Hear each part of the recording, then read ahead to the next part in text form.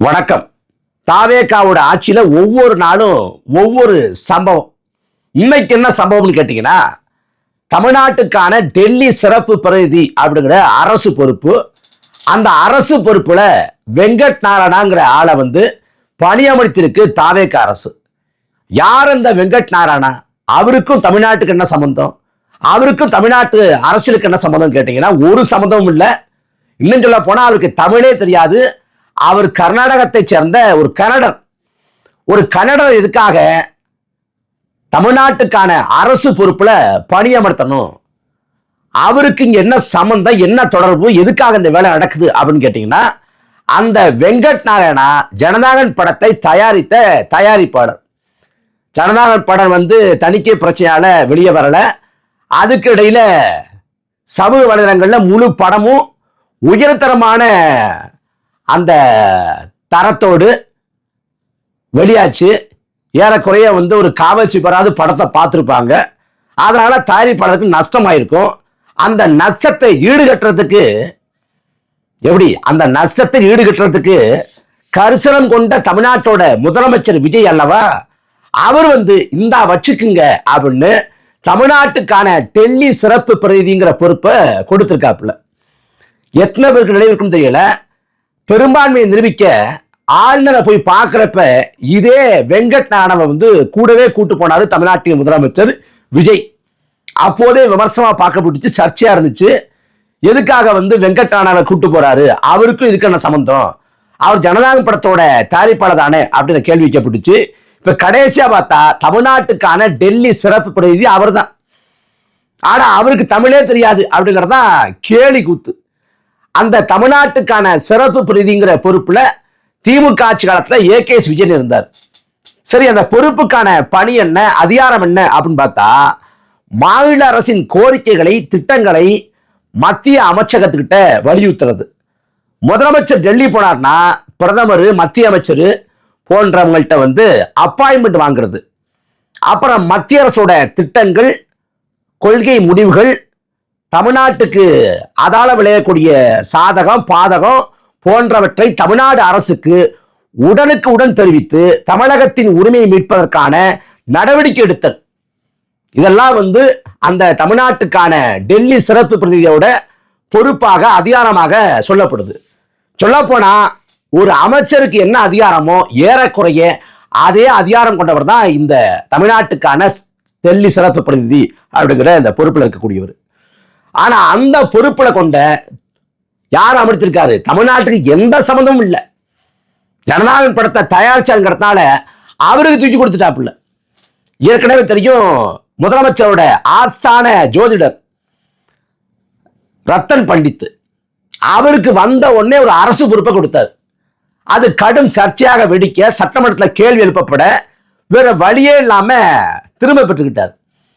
அப்புறம் ஒரு 4 நாட்களுக்கு முன்பாக தெரிஞ்சு முதலமைச்சரோட தனி செயலர், பிரைவேட் செக்ரட்டரி யாருன்னு கேட்டீங்கன்னா ஜெகதீஷ் பழனிசாமி. அவருக்கு ரொம்ப நெருக்கமான ஜெகதீஷ் பழனிசாமி விஜய்க்காக பல காரியங்களை பண்ணுவாரு. அதுக்கு பிரதிபலனாக தூக்கி அந்த பொறுப்பு கொடுத்திருக்காரு. எப்படி ஜெகதீஷ் பழனிசாமி, ரத்தன் பண்டித், இப்ப கடைசியா பார்த்தா இவரு வெங்கட் நாராயணங்கிற படத்தோட தயாரிப்பாளர். இன்னும் செய்தி சொல்றாங்க, அதாவது சென்னை மேயர் ஆகிறதுக்கு, பேர் யாரோ சொன்னாங்களே, சென்னை மேயர் ஆகிறதுக்கு ஒரு பிரபல தயாரிப்பாளர் முயற்சி பண்ணிட்டு இருக்காரு. யாருன்னு பார்த்தா லியோ படத்தை, மாஸ்டர் படத்தை தயாரிச்ச லலித் குமார்ங்கிறாங்க. அப்புறம் திருச்சி மேயர் ஆகிறதுக்கு ஒரு தயாரிப்பாளர் முயற்சி பண்றாரு அப்படின்னு சொல்லப்படுது. விஜய் தேர்தல் பரப்புரையும் போது இந்த கூட்டத்தில் பேசினாரு, ஊரா விட்டு நெய்யில ஸ்வீட் செய்யாதீங்க ப்ரோ அப்படின்னாப்புல. இங்க ஊரா விட்டு நெய்யில தான் எல்லா ஸ்வீட்டும் செய்யப்படுது. செய்யறவர் நம்ம தமிழ்நாட்டோட முதலமைச்சர் விஜய். இதையெல்லாம் அந்த தாவேகாவுக்கு வாக்கு செலுத்திய பெருமக்களை எப்படி பாக்குறாங்க?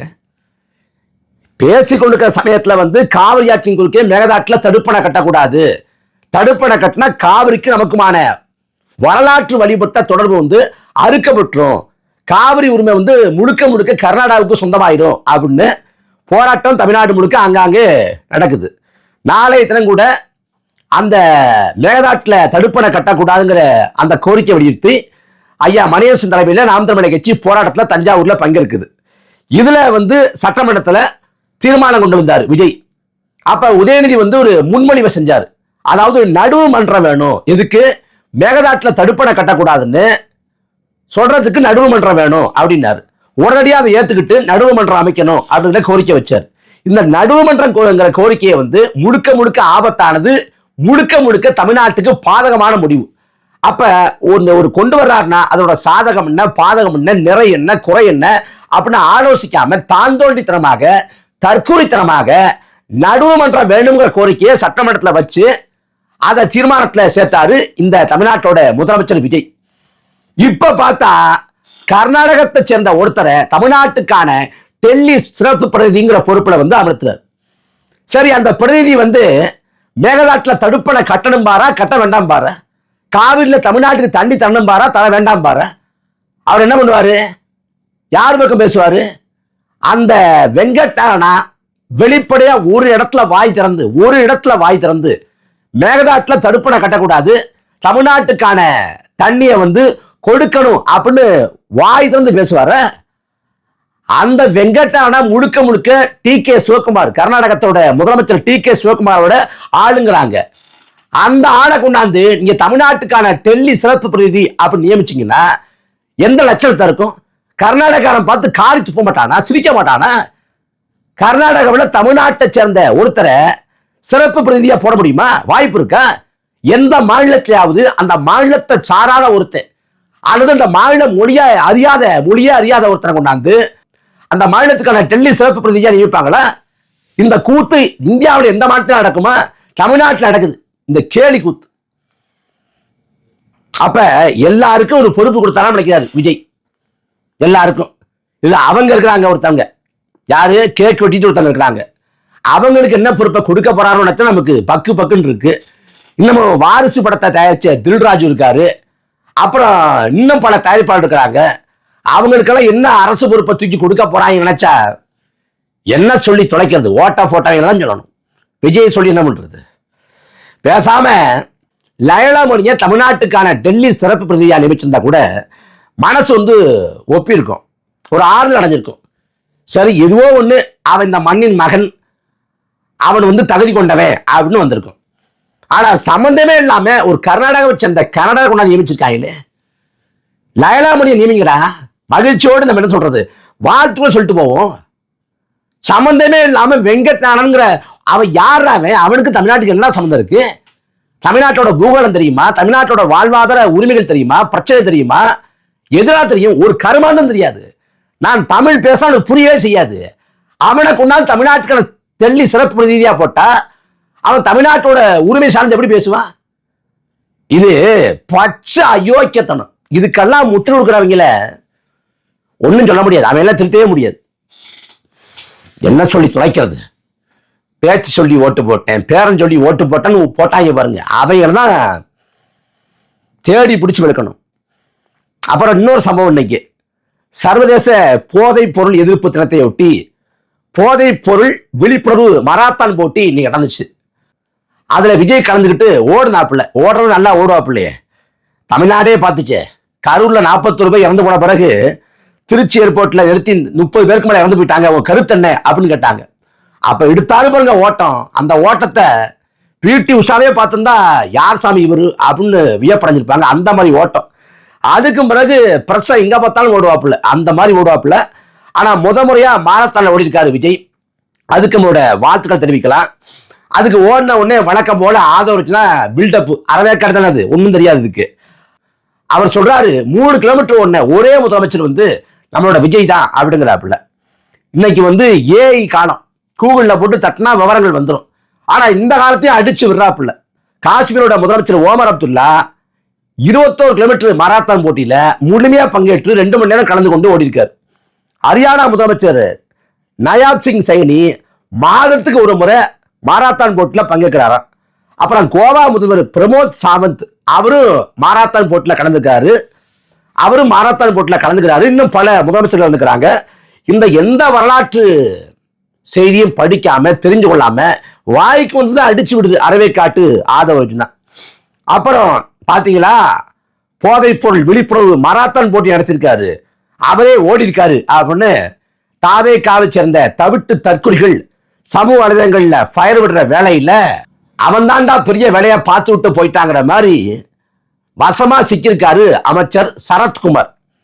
என்ன சிக்கியிருக்காருன்னா, அமைச்சர் சரத்குமார் வந்து ஐபிஎல் மைதானத்தில் உட்கார்ந்து போதைப் பொருள் பயன்படுத்துவது போல ஒரு காணொளி சமூக வலைதளங்கள்ல தீயா பரவுது. அது 2 ஆண்டுக்கு முன்பாக அவர் வந்து இன்ஸ்டாகிராம்ல ஸ்டோரியா வச்சது அப்படின்னு சொல்றாங்க. அந்த காணொலியில வந்து ஏதோ ஒரு பொடி, ஒரு ஒரு போனு, ஒரு அலைபேசியில வந்து ஒரு பொடியை வச்சு அந்த ஏடிஎம் கார்டை வச்சு ஒதுக்குறாப்புல. இந்த பக்கம் பார்த்தா ஒரு 500 ரூபாய் தாள் இருக்கு. அந்த காணொலியை பார்த்த மாத்திரத்துல எல்லாரும் சொல்லுவாங்க இது போதைப் பொருள் பயன்படுத்தக்கூடிய காணொலி அப்படின்னு சொல்லுவாங்க. ஆனா அதுக்கு வந்து ஒரு விளக்கம் கொடுத்திருக்காரு அமைச்சர் சரத்குமார். விளக்கம்னா கையில குழந்தைய தூக்கி வச்சுக்கிட்டு பக்கத்துல மணிமை நிக்க வச்சு அப்படியே விளக்கம் கொடுத்திருக்காரு. என்னன்னா 2 ஆண்டுக்கு முன்னாடி எடுக்கப்பட்டதா, 2 ஆண்டு இருக்குமா. குழந்தைக்கு உடம்பு சரியில்லையா, உடம்பு சரியில்லாதப்ப மாத்திரையை வந்து பொடி பொடியாக்கி கொடுக்கணுங்கிறதுக்காக அந்த பொடியாக்கிறதுக்கு வந்து போன்ல வந்து அந்த அலைபேசியில வந்து மாத்திரையை உடைச்சு அதை பொடி பொடியாக்கி அந்த ஏடிஎம் கார்டை வச்சு அப்படியே பொடி பொடியாக்கி அப்படி நான் கொடுத்தேன் அப்படின்னு ஒரு அரிய விளக்கத்தை கொடுத்திருக்காப்புல. அலோபதி மருத்துவர்கள், ஹோமியோபதி மருத்துவர்கள் அத்தனை பேரும் மிரண்டு பிடிக்கிறாங்க. யார் சாமி இவரு, இந்த மாதிரி ஒரு வைத்தியத்தை நான் கேள்விப்பட்டதே இல்லையே அப்படின்னு அரண்டு போயிருக்காங்க. ஒரே ஒரு கேள்வி தானே, குழந்தை வந்து 1.5 வயது குழந்தைய நம்ம சொல்றாரு, 1.5 வயது குழந்தைக்கு ஊசி போடாம டாடி கொடுக்காம மாத்திரை கொடுங்க, அதை உடைச்சு பொடி பொடியாக்கி கொடுங்க. அப்படி பொடியாக்குறப்ப செல்போன் மேல வச்சுதான் பொடியாக்கணும், அது ஏடிஎம் கார்டு வச்சுதான் உடைக்கணும், அப்புறம் வந்து 500 ரூபாய் தாளை வச்சு மறைச்சுக்கணும் அப்படின்னு சொல்லி, அப்புறம் ஐபிஎல் போட்டி பார்க்கறப்ப மட்டும்தான் அதை உடைச்சு பிள்ளைக்கு கொடுக்கணும்னு சொல்லி எந்த டாக்டர் சொன்னா? எந்த டாக்டர்? உடம்பு சரியில்லாத பிள்ளைய யாராவது ஐபிஎல் கிரிக்கெட் போட்டி நடக்கிறதுக்கு அதுவும் பிறந்து சில நாட்களே இல்ல சில மாதங்களே ஆன குழந்தைய கூட்டு போவாங்களா? யாராவது செய்வாங்களா? இது என்னன்னா, உடம்பு சரியில்லாத பிள்ளைக்கு மாத்திரையை உடைச்சு பொடி பொடியாக்கி அதை கொடுக்கறத யாராவது எடுத்து இன்ஸ்டாகிராம்ல ஸ்டோரி வைப்பானா? வைக்கிறப்ப தக்லைஃப் மூமெண்டா, எப்படி தக்லைஃப் மூமெண்டா, உடம்பு சரியில்லாத குழந்தைய கிரிக்கெட் போட்டி பார்க்க கூட்டு போய் அந்த குழந்தைக்காக பொடி பொடியா மாத்திரையை உடைச்சு அதை கொடுக்கறத எவன் தக்லைஃப் மூமெண்ட்னு வைப்பான்? இன்ஸ்டாகிராம்ல யார் ஸ்டோரி வைப்பான்? அப்ப தெரியுது சொல்றது பூரா பொய், சொல்றது பூரா பொய்ங்கிறது பட்டவட்டமா தெரியுது. ஆனாலும் முட்டு கொடுத்து வர்றாங்க. அதுக்கும் தாவேகா தவிட்டு தற்கொலைகள் வந்து நீங்க அமைச்சர் மேல வந்து அவதூறு பரப்பாதீங்க. அப்புறம் நம்மளோட நண்பர் மாதேஷ், அவரு பார்த்தா எனக்கு தெரியும் அவரை ரொம்ப நல்லவர், அவர் இப்படி எல்லாம் பண்ண மாட்டாரு அப்படின்னு. அந்த டி.கே. பிரபு காரைக்குடி சட்டமன்ற உறுப்பினர் மற்றும் அமைச்சர், அவரை பத்தி விமர்சனம் பண்ணா இவர் குறுக்க வர்றாப்புல. குறுக்க அந்த கௌசிக் வந்தான்னு யார் வர்றா? மாதேஷ் வந்து இல்ல எனக்கு நல்லா தெரியும் டி.கே. பிரபு அவர் அப்படிலாம் பண்ண மாட்டாரு. இப்ப சரத்குமார் மேல விமர்சனம் வச்சா இல்ல அவரே எனக்கு நல்லா தெரியும் அவர் இப்படி எல்லாம் பண்ண மாட்டாருன்னு இவர் குறுக்க வந்து விடுறாப்புல. ஏன் குறுக்க வந்து விடுறீங்க? ஆளுங்கட்சியோட தவறுகளை, குளறுபடிகளை, குற்றங்களை கேள்வி கேட்க வேண்டியதான் ஒரு பத்திரிகையாளரோட வேலை. ஆளுங்கட்சிக்கு வந்து ஒத்து ஊதுறது இல்லை. என்னமோ மாதேஷ் இப்படி ஆயிட்டாப்புல. சரி, வாழ்த்துக்கள், அவரோட பணி சிறக்கட்டும், உடைய வாழ்த்துக்கள். அப்புறம் இதுல என்ன கூத்துனா, காலையில மாராத்தான் போதைப் பொருள் எதிர்ப்பு மாராத்தான் அப்படின்னு நடக்குது. மாலையில பார்த்தா காணொலி சமூக வலைதளங்கள்ல பரவுது, ஒரு அமைச்சரே போதைப் பொருளை பயன்படுத்தாருன்ட்டு. இல்ல அதெல்லாம் பொய்யுங்கிறாங்க. சரி, இதெல்லாம் விட்டுருவோம். இன்னும் சில நாட்கள்ல தாவேகாவுல விஜயபாஸ்கர் ஒருத்தர் சேர போறாரு. அவர் யார் தெரியுமா? தடை செய்யப்பட்ட குட்கா போன்ற போதைப் பொருட்களை காசை வாங்கிட்டு தமிழ்நாடு முழுக்க வீடியோ செய்ய வழிவகுத்தாருங்கிற குற்றச்சாட்டுல வழக்குக்கு உள்ளானவர், வழக்கு போடப்பட்டவர். அந்த வழக்கு இன்னும் நினைவில் இருக்கு. அவரை சேர்த்துக்குவாங்களாம் தாவேகாவுல. இவங்க போதைப் பொருளை ஒழிக்க போறாங்களாம். என்னென்ன கந்தர்வ கோலம்லாம் நடக்க போகுது பாருங்க தமிழ்நாட்டில். இப்ப இந்த காணொலி போறதுக்கு முடிவு செய்தியா பாக்குறேன். அமைச்சர் செங்கோட்டையன் பேசுறாரு, நாங்க பள்ளிகள்ல ஐடி கார்டு கொடுப்போம், அந்த ஐடி கார்டுல எல்லா விவரமும் இருக்கும், அதுல சாதியை குறிப்பிடுவோங்கிறார். எப்படி? பள்ளி பிள்ளைகள் பயன்படுத்தக்கூடிய ஐடி கார்டுல சாதியை போடுவாங்களாம். பிள்ளைகளுக்கு வந்து பள்ளிக்கூடத்துல உடைகள்ல கூட மாறுபாடு வேறுபாடு தெரியக்கூடாதுன்னு பெருந்தலைவர் காமராசர் வந்து பள்ளி சீருடைய கொண்டு வந்தாரு. எப்படி? பள்ளி சீருடைய. ஆனா இவங்க ஐடி கார்டுல சாதிய போடுவாங்களாம். தமிழ்நாட்டை இன்னொரு பீகாராக இன்னொரு உத்தரப்பிரதேசமாக மாத்தாது இந்த தற்குறி கும்பல் ஓயாது. அதனால இது எல்லாத்துக்கும் இந்த பழிபாவங்களுக்கு பொறுப்பேற்க வேண்டியது பேத்தி சொல்லி ஓட்டு போட்டேன், பேரன் சொல்லி ஓட்டு போட்டேன் அப்படிங்கிற மகராசன்கள் தான். மகராசன்களே, பெருமக்களே பார்த்துக்குங்க. நீங்க போட்ட ஓட்டின் விளைவு, நீங்க தேர்ந்தெடுத்த ஆட்சியோட லட்சணம் இப்படிதான் இருக்கு.